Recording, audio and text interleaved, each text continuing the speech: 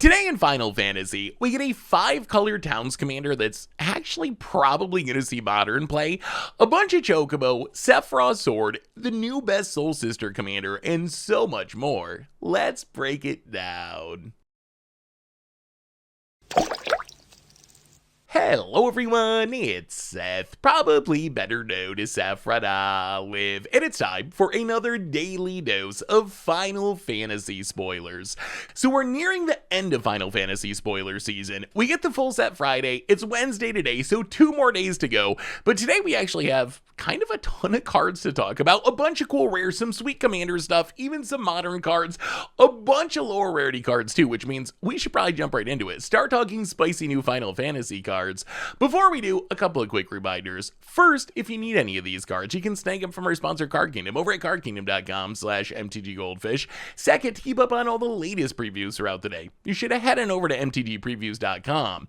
Anyway, let's talk some Final Fantasy. So first up today, we get a new 5-color Simic legend in Wandering Minstrel. So Wandering Minstrel, a 2-mana Simic 1/3, legendary human bard. It says lands you control enter untapped, and then at the beginning of combat on your turn, if you control 5 or more towns, you create a 2/2 elemental creature token that's all colors, and then you can pay 8 mana including Wooburg to give creatures you control +X until end of turn, where X is the number of towns you control. So Wandering Minstrel might be one of the new best commanders for getting the coalition victory win. If you get 5 towns, you get an elemental that's all colors, so that fulfills the all color creature requirement. Get a land that's all land types, cast coalition victory, win the game. So I think this card is pretty much designed to be a 5-color town commander. We've seen all these towns in the set, but we haven't really had anything to do with that. This is the payoff for building towns. As far as 60 card formats is concerned though, I think there's a couple interesting aspects of this card. The most interesting is it's essentially a Splunking that's on a body. You don't get the ramp mode of Splunking, but still a 2-drop creature that lets all your lands come into play untapped could have some uses in specific decks, which we'll talk about in a minute. As far as standard's concerned, I don't think this is probably going to be a super competitive card, but it does seem like a super fun build around. I am definitely planning on trying to build a 5-color town deck around Wandering Minstrel. We got plenty of towns in the set. A bunch of them have adventure modes, which is kind of nice. So I think it seems like a fun build around. The only problem is there's not a lot of great backup payoffs for towns in standard. I guess Reach the Horizon gets us towns. Puff UFO kind of works as a town payoff where we can change the base power of a creature equal to the number of towns we control, but there's not a ton of support for towns. I was kind of hoping we get like a Gates Ablaze for towns or a Guild Summit for towns, some of the cards that really made a Gates deck work, and we just haven't seen anything like that for towns yet. So planning on building a deck in standard, but definitely thinking it's going to be kind of like a budget Magic casual brew rather than a super competitive brew. However, there is a place where I think this card has competitive implications, and that is in Modern. So I think that Wandering Minstrel, and I'm not an expert on the Amulet Titan deck because I kind of hate that deck. I'm more the lose to Amulet Titan guy than play Amulet Titan guy, but I think that Wandering Minstrel probably a good one of in the Amulet Titan deck. So Amulet Titan really wants the lands come into play untapped effect to the point where it's playing some number of Splunkings as a backup to Amulet of Vigor. What Wandering Minstrel offers is a Splunking effect that you can find with Green Sun Zenith. So I don't think this is going to be a 4 of or anything like that, but is a 1 of Green Sun Zenith target that gives you a Splunking that you can find with your Green Sun Zenith. It actually seems super powerful, so probably a 1 of an Amulet Titan.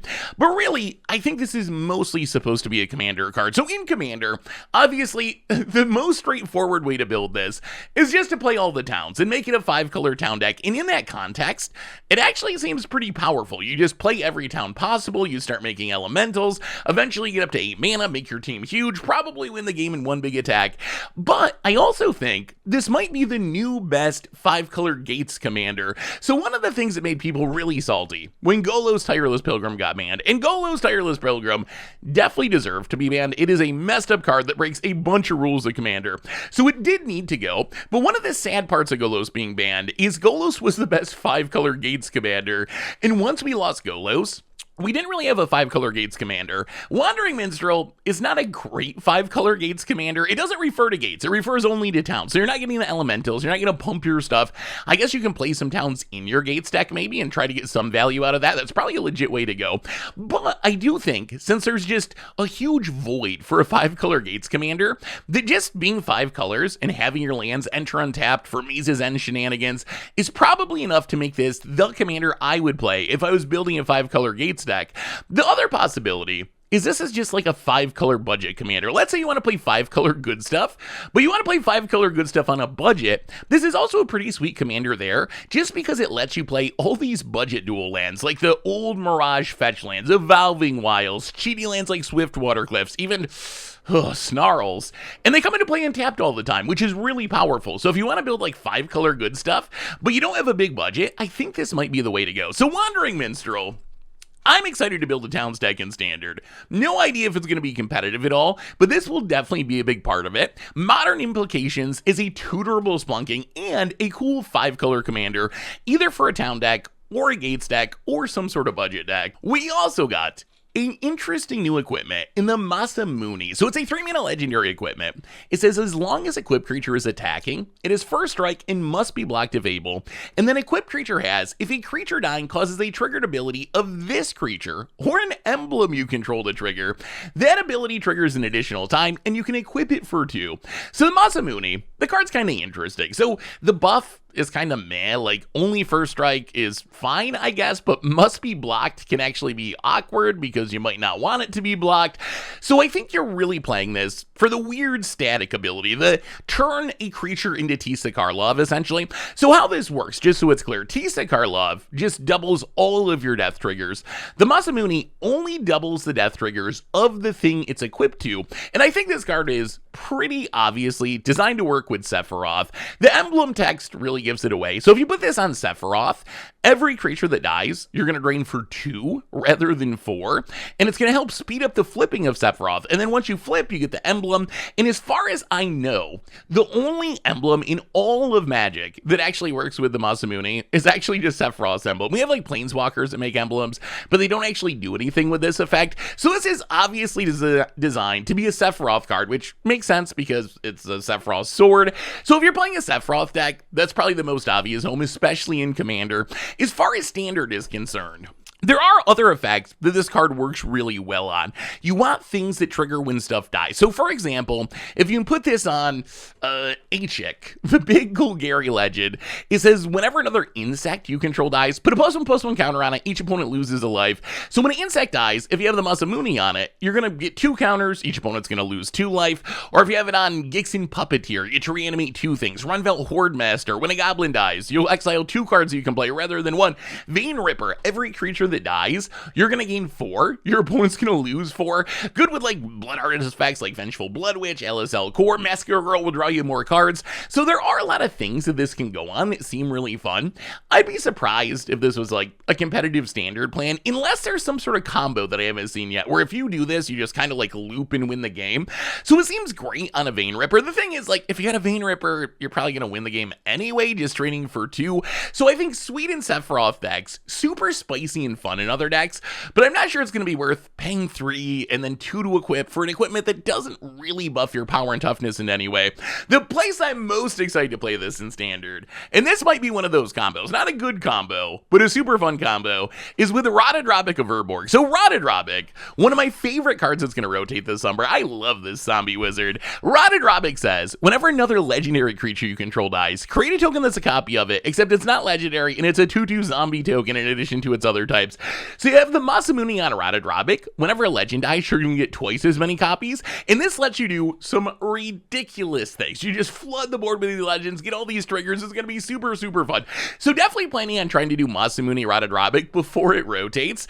It's also I guess good with Anzurag the Quake Mole, not because of the death trigger thing, but in Anzurag, you just really want Anzurag to be blocked, so just an equipment that forces your opponent to block Anzurag might actually be good enough, even though it doesn't really work with the static ability in any meaningful way. As far as Commander is concerned, outside of Sephiroth, where if you're playing Sephiroth, you play this every time, it's like designed to go in the Sephiroth deck, there are a lot of other shenanigans. It works with some 99 stuff, like put it on a Pitiless Plunderer, every creature that dies you get 2 treasures rather than 1, or like Aerith Gainsborough, when it dies you get to put a ton of counters on your legends, you double that up. It's cute with Shelobs or Conrad or Elenda, any commander that triggers when stuff dies. The Masamune is probably going to show up in those decks. So the Masamune, I really like this card. I think it's kind of a fair card because you gotta pay 3 to cast it and 2 to equip it, but it has a really powerful, unique effect that can do some really strong things with Sephiroth or other Death Trigger commanders. We also got a card that's not just good in Soul Sisters, but might actually be the new best Soul Sister commander in Minwu White Mage. So it's a 5-mana 3/3 legendary human cleric with Vigilance and Lifelink, and it says whenever you gain life, put a +1/+1 counter on each cleric you control. So Minwu reminds me the most of Archangel of Thune. In some ways, it's a pretty powered down Archangel of Thune. Archangel of Thune had flying. Whenever you gain life, you put a +1/+1 counter on each creature, not just your clerics. But this is kind of a cleric-y version of an Archangel of Thune. And I think that this is going to be a really sweet card for life gain deck. So as far as standard is concerned, I'm scared this card is just too expensive, but it can be really powerful. The reason I'm hyped for this card is most of the good Soul Sister effects are clerics naturally. If you just look at standard, Hinterland Sanctifier, the closest thing we have to a Soul Warden, it's a Rabbit Cleric. LSL Core, also a cleric. Essence Channeler, which grows huge in a life gain deck, happens to be a cleric. Marauding Bright Piece, a finisher, happens to be a cleric. Aerith Gainsborough, Zorleen. So all the cards you want in a life gain deck happen to be clerics anyway, so Minwu just works with all of them. My only concern is, at 5 mana, it probably is just too slow. The good news is, even though standard's really fast, life gain decks are good at kind of slowing down the game by gaining life, so maybe there's a chance that it's going to be good enough. The other upside of this card is if you can stack up some Hinterland Sanctifier, some LSL Core, some of these creatures that when a creature enters you gain life, you kind of get value out of Minwu right away. You play Minwu, you trigger your Hinterland Sanctifier, trigger LSL Core, each one you trigger puts a counter on all your team if you're playing all clerics, so maybe it's strong enough. Like, this could be a 5/5, right? If you have 2 Soul Sister effects, you play this, it's gonna grow itself up to a 5/5, it's gonna grow your Soul Sister effects, it's gonna grow the rest of your team, so maybe it is actually strong enough in the context of Soul Sisters, even in our fast standard format. Also worth mentioning, until rotation, clerics are kind of a supported tribe in standard. If you go way back to Dominaria United, there were 5 big tribes in that set. One of them was clerics, and clerics was a tribe that never really caught on as a standard deck, but we still have stuff like Shadowrite Priest that's a lord for clerics, so it might be fun to build a straight up cleric deck before rotation. Once you get back to older formats, I think this is just the best commander for a Soul Sister style deck. I'm under no illusion that you're going to play this in Modern or whatever. It's just way too much mana for Modern. But in Commander, every single thing that you want for a Soul Sister deck just happens to be a cleric anyway. Soul Warden, Soul Attendant, Guide of Souls, Martyr of Sand, Speaker of Heaven, Bishop of Wings, Righteous Valkyrie, and you get some cleric synergies from stuff like Righteous Valkyrie.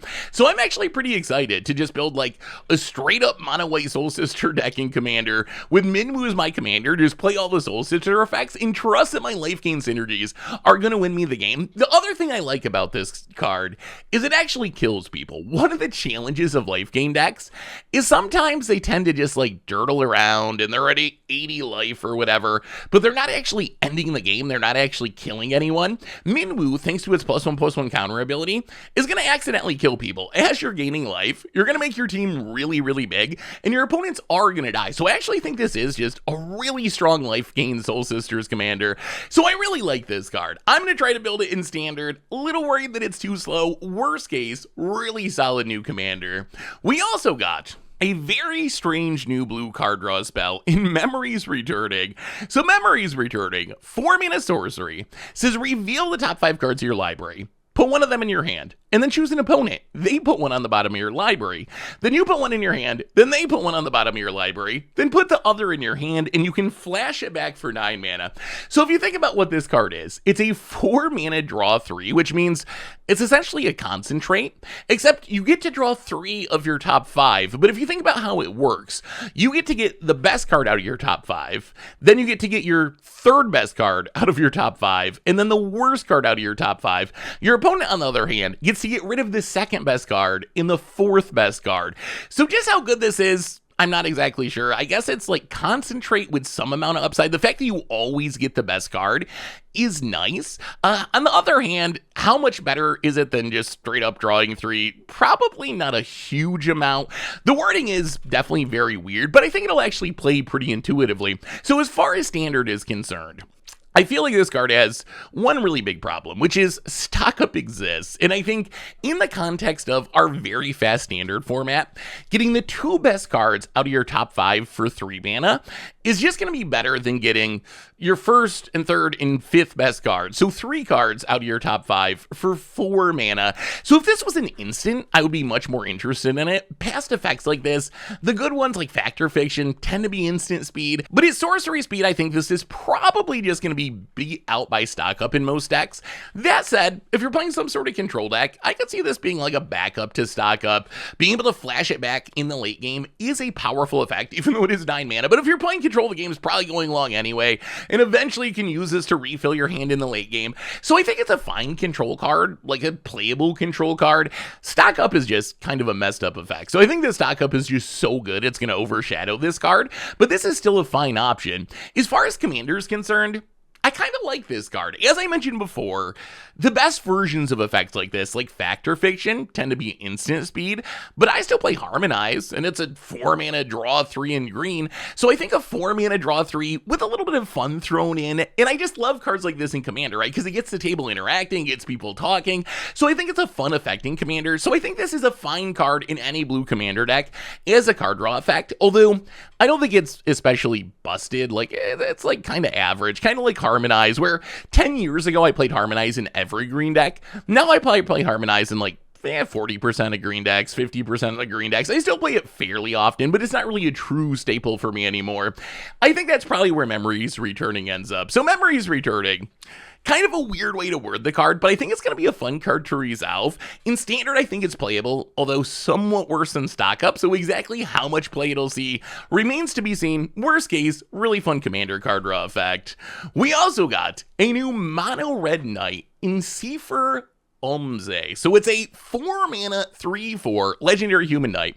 It says whenever a creature you control attacks alone, it gains double strike until end of turn. And then when it deals combat damage to a player, you can cast an instant or sorcery card with mana value 3 or less from your graveyard without paying its mana cost. If the spell would go to your graveyard, it gets exiled instead. So essentially, if you can play this and attack with it alone and hit your opponent, because of the double strike it'll give itself, you'll get to cast 2 instants or sorceries mana value 3 or less from your graveyard for free, which is actually pretty powerful. So there's a couple different ways to look at this card. One is, it's just kind of a Voltron card, right? It compares to Rafika the Many. We also got Squall CD Mercenary in the Final Fantasy set, which kind of does the exact same thing, but in Orzhov, and for permanents rather than spells. So it's kind of cool to see the mirror image of each other there. I don't know, maybe that's like intentional. I'm sure it's intentional. So it could just be like a sweet Voltron card in Commander. The other card it kind of reminds me of is a Freet Flame Painter, and this is the comparison that makes me a little nervous. A Freet Flame Painter was a 1/4 double striker. When it dealt combat damage to a player, you could cast any instant or sorcery from your graveyard without paying its mana cost. And this is a card that I tried to make work multiple times, and I just really couldn't find a way to get in hits with it consistently. So I think Seifer, if you can find a way to keep getting in hits with it, is a really, really strong effect. We'll see if it ends up being more of a Rafik or more of an Freet Flame Painter. In Standard, it is nice that it's a knight. We do have a lot of knight synergies in the Final Fantasy set and some leftover ones, so this would work well there if there is like a knight tribal deck that actually cares about the creature type. The other possibility is, could this just be the top end of some like mono red deck? It's probably too slow. I know games end in Standard by turn 4, but if you think about it, it kind of does a Manifold Mouse impression, but you can target any creature just by attacking with it alone. So maybe there's a world where you play this and have a big Heartfire hero and double strike it up and Monstrous Rage Rage. It does synergize well with Monstrous Rage, the most important card in Standard right now.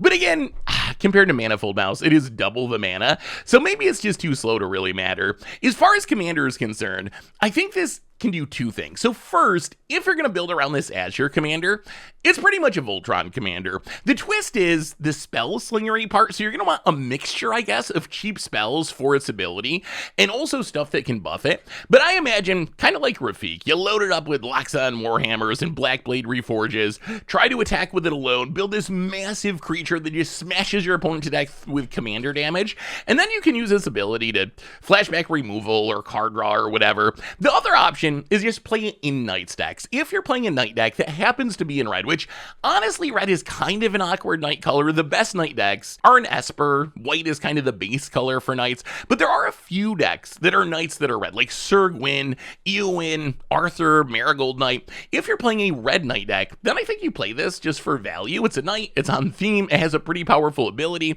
So Zephyr, I think this card probably too slow for Standard, but I think its synergy with Monstrous Rage is notable just because Monstrous Rage is so strong, and I'm hoping that there is a Night deck in Standard because that would be super cool. If you can get in hits with this, it generates a huge amount of value, like potentially a game-swinging amount of value. The only question is, can you get in hits with it consistently enough? So we'll have to wait and see. Worst case, cool Voltron commander, cool Night card in commander. We also got a new Saga creature in Summon Girlfriend Cereberus. Not sure who's dating the Cereberus, but I'm not a Final Fantasy expert. Magic-wise, it's a 4-mana 3/3 red card. First lore counter, you surveil one. Next one, when you cast your next instant or sorcery this turn, you copy it, can choose new targets for the copy. And last lore counter, when you cast your next instant or sorcery spell this turn, you copy it twice and choose new targets if you want to for the copies. So summon GF Cereberus. It's kind of like a cursed recording almost that upgrades on its last lore counter into a repeated reverberation, and the effect can be very powerful. There's one massive upside I see, especially compared to something like repeated reverberation, these spell-based copying effects, which is the problem with something like repeated reverberation is you need a ton of mana. You need enough mana to cast repeated reverberation, and then follow it up by casting a Genesis Ultimatum, whatever your big spell is. Summon GF Cereberus, if you can actually get it to stick long enough, that you get to that third lore counter, you're going to have all your mana available, which makes it much more realistic to cast that Genesis Ultimatum or whatever and triple it up and just win the game on the spot. So if this actually sticks around and goes through all the modes, it's a really, really strong effect. I will say, I would be very surprised if this card made it in Standard. The baseline of this card is a Hill Giant, a 4-mana 3/3, honestly just not good enough stats for Standard, and its first lore counter only surveils one. So the first turn that you play it, it doesn't really do anything exciting. It's really the second turn and the third turn that it's going to be good. And Standard's just so incredibly fast right now. If you're playing against the red decks, you're dead to Monstrous Rage. If you're playing against Prowess, you're already dead to Corey Steelcutter. And even other matchups like Omniscience's big turn is turn 4 when they can reanimate Omniscience and combo off and win the game. So it's hard for me to imagine that in this current Standard format, and hopefully it changes and slows down with some bannings, with rotation, with Final Fantasy, but where the meta is right now, it's just hard for me to imagine playing a 4-mana 3/3. I mean, it's hard for me to imagine living long enough to play a 4-mana 3/3, and then let alone a 4-mana 3/3 that needs to stick around for 2 or 3 turns and requires extra cards in your hand to actually be powerful. So I think this is mostly a card that's going to be good in like Commander. In Standard though, if you think about the math of this, let's think about the upside of what we could do with this card if the meta shifts. And you're really looking, I think, for 5 and 6 mana instants and sorceries. That's kind of this sweet spot where you play Cereberus on turn 4, turn 5 you untap, you cast a spell and double it, which means you could like double a Season of the Bold and make an absurd amount of tap treasures or draw a bunch of cards. Cosium Confluence to ramp out a bunch of caves. You could double Overrun and maybe just win the game if you got a big board. And then 6 mana is where you'd be able to triple stuff up. Imagine full throttle tripled. You're going to take a ridiculous amount of combats, maybe Paradation to reanimate a bunch of stuff, Hexproof and Indestructible, Season of Weaving, copy a bunch of stuff, draw a ton of cards, bounce everything. So there is a huge upside here. Like in my dream scenario where I play this and I'm still alive and it lives for 2 or 3 turns, I'm going to do some crazy things. How often that actually happens in Standard, that's another question. As far as Commander is concerned, I think this card's good in any deck that cares about copying spells. So if you're playing Halo, for example, Calamex, VRAN, stuff like that, these spell slingery, spell copying style decks. I think that this is worth including. Yes, it only sticks around for a couple of turns, but as we talked about before, the fact that you get all your mana available on turn 2 and turn 3 to dump into your spells actually makes this really, really powerful compared to some other spell copying effects. Thankfully, Wizards did kind of hard ban looping extra turns at the lower brackets in Commander, because the strongest thing you can do with this card is just copy extra turn spells. Play it on turn 4, next turn, be a time warp, double it up, get 2 extra turns. During those extra turns, maybe on the triple mode, you cast an Elrond's Epiphany or an Nexus of Fate, get 3 extra turns. If you can't win the game with 5 extra turns, what even is your deck doing? So thankfully, this is not allowed at lower brackets, which is a good thing, because it would be super, super easy to use this to win games. But in higher brackets, copying extra turns does seem like a pretty powerful strategy. So Girlfriend Cereberus seems a little slow for standard, but fun in spell slinger or spell copying Commander decks. As far as lower rarity cards, there is a ton of them to talk about today, so we're going to cruise through some interesting ones, and then we'll get to the bulk, starting with Adventurer's Airship, which is mostly just funny because of how it compares to an iconic older vehicle, but is a 3-mana 3/2 vehicle with flying. It says when it attacks, draw a card, discard a card, crew 2. If this sounds familiar, it's basically Smuggler's Copter very much at home. Does the same thing as Smuggler's Copter, except Copter was 1 cheaper, it had 1 more toughness, it crews for 1. So it's basically the new and very much not improved, but standard, legal, and common version of Smuggler's Copter, which could still have some uses. We also got a new town land in Eden, Seat of the Sanctum. So it makes colorless mana, comes into play untapped, you can pay 5 and tap it and mill 2 cards, then you may sacrifice it. You don't have to, you can just keep it around to keep milling, but if you do sacrifice it, you can return another target permanent card from your graveyard to your hand. So Eden, it reminds me of Aspergo Entertainment, Buried Ruin, Hunted Fengraft. It's basically a way more expensive, but way more flexible version of these lands that can return something from your graveyard to your hand. Like Buried Ruin, same thing but only for 2 mana, but it only gets artifact. Hunted Fengraft, same thing for 3 mana, but it only gets creatures. And these are cards that I have played in decks in the past, so I think, especially in colorless decks, maybe some monocolored Commander decks, I could see playing this as like a weird Eternal Witness almost on a land. I don't think it's a staple, but if you're built around one really important permanent that you need to have ways to get back from your graveyard if your opponents kill it, Eden does get the job done in your mana base, even if it's not especially efficient. We also got a new legendary dwarf noble in Giott, King of the Dwarves. So it's a 2-mana Boros 1/1. It has double strike, and it says when it or another dwarf you control enters, and whenever an equipment you control enters, you may discard a card if you do draw a card. So Giott kind of reminds me of Swiftblade Vindicator. Not as good. You're missing some of the mechanics like Trample and Vigilance, but still, it's a 2-mana double striker, which means it works really well with equipment, and I think that's where this card could have a home. If there's some sort of Boros equipment deck with Cloud and Buster Sword, this might be good enough as just a 2-drop. It does some filtering as your dwarves and as your equipment center. Loaded up with equipment, it has double strike, so it's especially powerful with equipment with damage triggers like Buster Sword. So if there's some sort of Boros equipment deck, I could actually see Giott showing up in that deck in some number. We also got some new Chocobo cards, and I cannot wait to build the Chocobo deck. I think that's probably my favorite part of this entire set, or the Chocobo. For some reason, I just love these Chocobo. So we have Side Quest Raise the Chocobo, Chocobo Race Tech, and Choco Comet. So the first, Side Quest Raise the Chocobo, 2-mana enchantment. When it enters, you make a 2/2 green bird creature token with landfall, Jaeger's +1/+0 until end of turn. Then at the beginning of your first main phase, if you have 4 or more birds, you transform into Black Chocobo, which when you transform into it, you get to search your library for a land card, any land card, put it into play tapped and shuffle. So non-basic land wrap. It does require a bunch of birds, but if you get there, it's pretty powerful. And then it has landfall. When a land enters, birds you control get +1/+0 until end of turn. So essentially, instead of just pumping itself, it's going to pump your entire team. So Side Quest Raise the Chocobo, it works really well with the Chocobo plan. We got Zaz Chocobo, Traveling Chocobo, all these Chocobo that care about landfall, they care about land drops, they care about birds on the battlefield. So we'll have to wait and see how good this deck is, but I think in the Chocobo deck, I would definitely play Side Quest Raise a Chocobo in my 2-drop slot. Plus, it seems fine in Commander as well. Chocobo Racetrack is notable just because it gives you a way to make infinite Chocobo in Commander. So it's a 5-mana artifact that is landfall. When a land enters, make a 2/2 green bird creature token with landfall. It gets +1/+0 until end of turn. So there's some combos for this, like Kadama the East Tree with a bounce land. You can play the bounce land again and again, picking it up to Kadama's ability. If you have Chocobo Racetrack out, you'll make infinite Chocobos, and you'll also pump your Chocobos infinitely. So kind of a funny way just to combo off in a casual Commander deck. As far as Choco Comet, this card's notable for one reason. It's double red and X sorcery, deals X damage to any target, and then you also create the Chocobo with 2/2 bird with landfall, gets +1/+0. So this is notable because I believe it is the only X spell in Standard that deals damage and can hit your opponent's face. So this means if you're some sort of infinite mana combo deck, like the Cameo Whispered Hopes, Agatha's Soul Cauldron, shenanigans, whatever way to make infinite mana, this could be your go-to finisher, where you just make infinite mana, throw Choco Comet at your opponent's face, burn them out of the game, and you get a cute little Chocobo for the rub-ins. So I don't think this is like a super competitive card.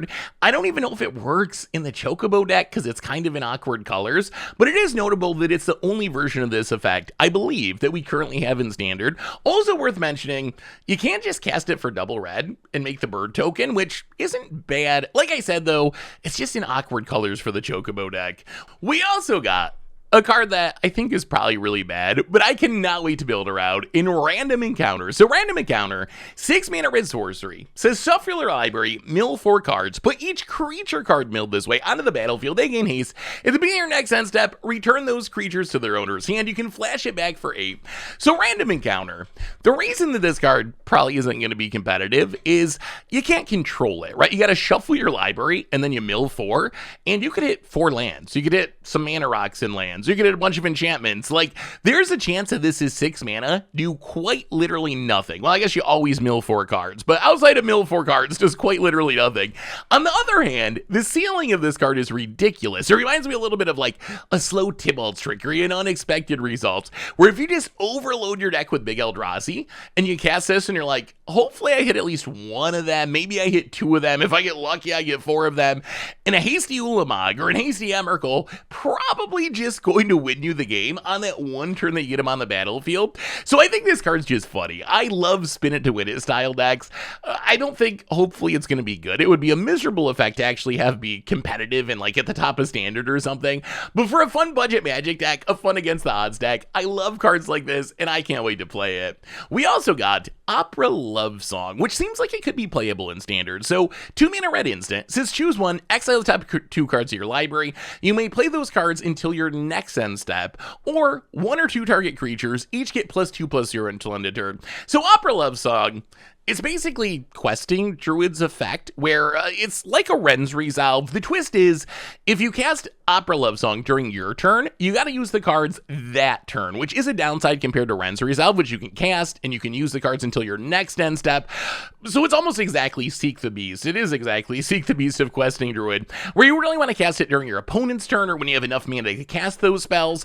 But if you think about some of the decks that play this effect, which is like some mono red mice style decks, I think this card's actually really good, because not only do you get the pseudo Ren's Resolve for the Seek the Beast effect, but the pump mode's actually pretty relevant if you're playing a bunch of Valiant Mice trying to do monstrous rage shenanigans. So I think the combination of pump spell plus card draw effect probably means this is good in some sort of red aggro deck in Standard. We also got a card that a little bit speculative, but I think could work in the right deck in Demon Wall. So Demon Wall, a 2 mana 3/3, which is already good stats, but it has Defender, but it also has Menace, which is a weird combination. But then it says it can attack as long as it has a counter on it. And then you can pay 6 to put 2+1/+1 counters on it. So obviously, play this as a wall, pay 6, put counters on it, attack. That's going to be too slow. But there are other cards that are pretty good that can put counters on things, like Innkeeper's Talent, Bristly Bill. There's 1 mana ways like Longstalk Brawl. So I can imagine there being a world where you could build some sort of counter deck where you can pretty consistently be attacking with this on turn 3.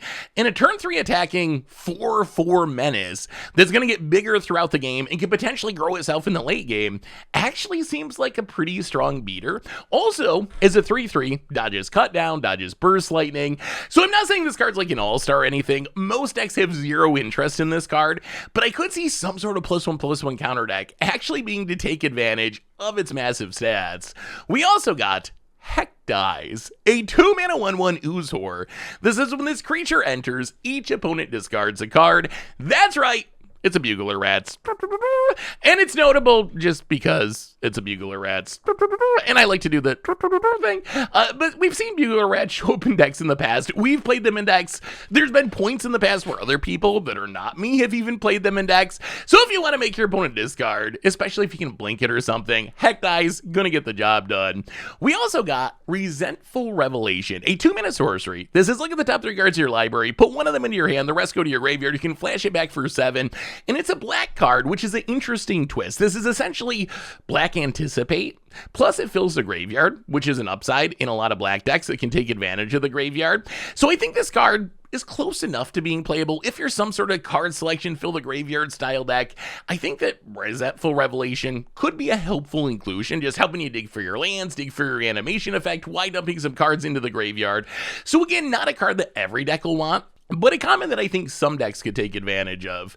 We also got a big old green beater in Diamond Weapon. So Diamond Weapon, a 9-mana 8/8 legendary artifact creature elemental, except it costs 1 less to cast for each permanent card in your graveyard. So if you can get at least 7 permanents in your graveyard, it's actually 2-mana 8/8. And then it has reach, and it says prevent all combat damage that would be dealt to Diamond Weapon. So Diamond Weapon, it's another like Hollow Marauder, Writhing Necromask, Huskbuster Swarm style card. And we played some decks in the past with these cards where like up the beanstalk, fill our graveyard, chain these cards together. If that's your plan, I think the Diamond Weapon is a nice new addition to that plan. Like it's got great stats, you can get it down to 2 mana. So again, a card that most decks aren't going to play, but in some sort of graveyard filling style deck, I think this card could be good enough. We also got a ton of draft chaff today. Wizards spoiled so many commons and uncommons yesterday, which means you definitely got to head over to MTGPreviews.com, start looking through all these other cards, which if you're a limited player, definitely going to be relevant for you, and might even find some stuff that can sneak into like a specific commander deck or whatever. Anyway, that brings us to the end of our daily Final Fantasy spoilers for today. So which card from today are you most hyped about? Now that we're almost to the end of spoiler season, only 2 days to go, what are you thinking? What are you feeling about the set? Let me know in the comments, and I'll be back tomorrow with even more Final Fantasy spoilers. So until then, have an amazing day, everyone, and I will talk to you soon. Looking for even more magic? Well, check out yesterday's Against the Odds, where we did some Throne of the God Pharaohing in Standard. And of course, you can find our last spoiler video right here.